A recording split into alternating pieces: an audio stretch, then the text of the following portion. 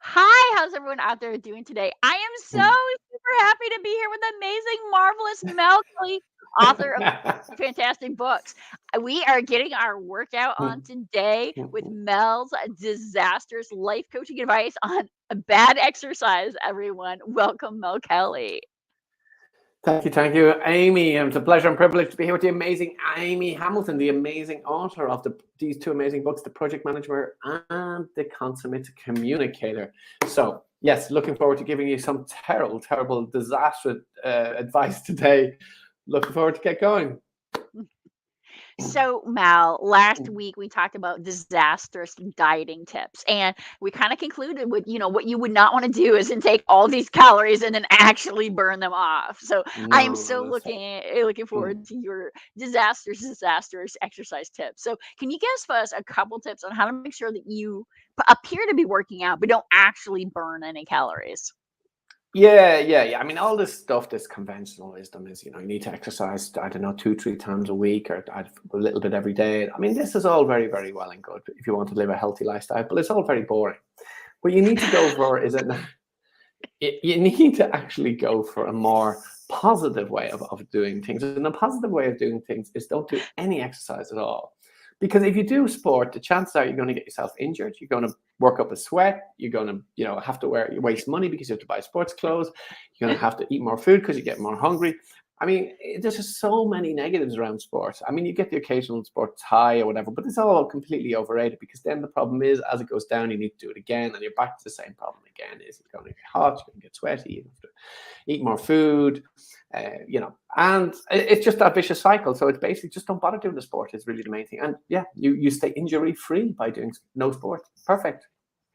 So, Mal, you remind me of this joke I heard. There's this very wealthy woman, and she goes to her doctor, and she says, "Well, I don't understand how I'm not losing weight. I pay my trainer to go to the gym every day," and I just kind of see this in you as definitely an inspiration. So No. one of the things that sometimes inadvertently, when you live in an urban environment, you live in Munich, Germany, you recently went to New York City, I'm in the greater Washington, D.C. area, and you take public transit, you have to walk sometimes in between the different train station stops. What is your advice on that? I'm trying to cut that down. Yeah, you want to avoid that overwalking, and this new phase of these I'm sure you have this in the US, these little Fitbits walking things, you do your 10,000 steps a day. You have all that craze going on over there, do you? Oh, yeah, definitely.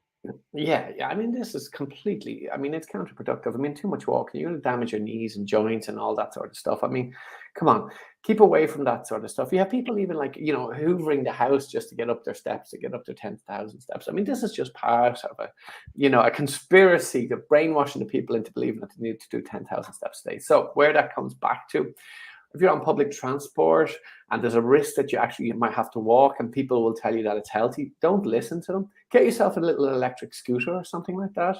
Maybe one you can sit into or maybe one you can stand on and just use the electric scooter to get around. Any of this walking stuff, completely overrated.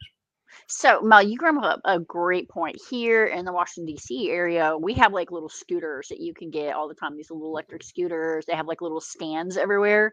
Do they have the same thing over there in Munich? Yes, in the wilderness of Europe, yes, they do have those things as well. We have electricity, incredibly. We got that last year. I'm very proud of that. Thank you. Well done, Europe. And we got the scooter shortly afterwards. So yes, this was great. So Yeah. yeah, So, use I the mean, you can scooters. probably use these scooters to make sure you're not having to walk. Yeah. Minimize the walking. Any of that walking. Any of your doctors Yeah, say you're don't going to get the walk. bicycles. Get the scooter, get the electric Yeah, the scooter. bicycle is Don't. the bicycle you'll give your heart a workout and you'll work out your muscles and things like that. That's way too dangerous. I mean, that's very, very high risk. You might actually risk good health then. And you don't want that. What you need to do is then keep yourself going at that low intensity possible, as little exercise as possible, a little energy. But then you, as I said, you run the risk of not injuring yourself. You don't run the risk of injuring yourself, of working up a sweat, having to buy yourself sports clothes, but all this sort of thing. You get into kind of sporty So, Mel, conversations. what about attending sporting events? Can you still attend a sporting event as long as you're not Oh, participating? well, the important thing if you intend is that you have to watch and eat and drink as many calories as you possibly can. I mean, similar back to what we had in the last session. I mean, we're recommended 1,000, 2,000, 3,000 calories per day. I would recommend if you're at a sporting event, try and consume all those calories in one go. at that one event. I mean, and then you feel like the guys on the pitch, they're working out. You're working out as well in a different way, but you are working out.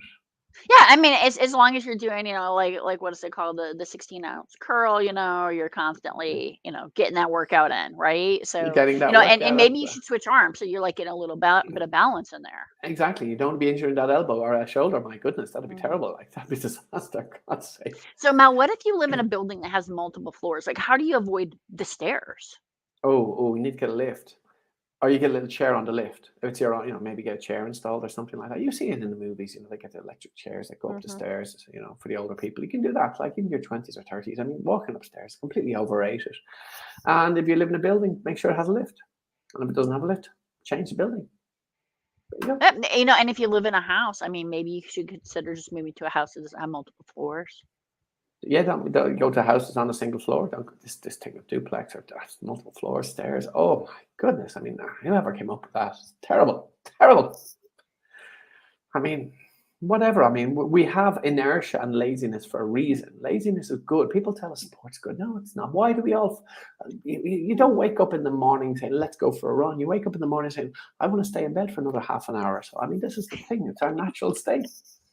I So, Mel, mean, you bring up a great point too. It's been like a super hot summer. I think, all over the world, people are talking about, all these heat waves. You should go to the pool, but never actually like swim in it or anything. no, I no, mean, just no. lay by the pool, maybe like hang out in the pool, in the If you water, get a but like, bit cold, if you get a bit hot, just go into the water, cool down, and come back out again. But yeah, anyway, like, but, and be exercise. very, very careful climbing up that ladder because you wouldn't want to burn those extra calories. No, no, you got to be careful with that. Don't be overstretching yourself. But be careful now. Don't be overdoing it now, getting into the pool and getting back out again.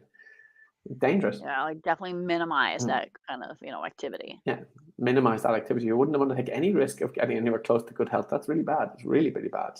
So, Mel, to kind of summarize, your advice is first of all, make sure that you don't go up and down any stairways. Use electric scooters as much as possible. Just kind of minimize activity to the greatest extent. But it's okay to go to a sporting event. It's okay to go to a pool.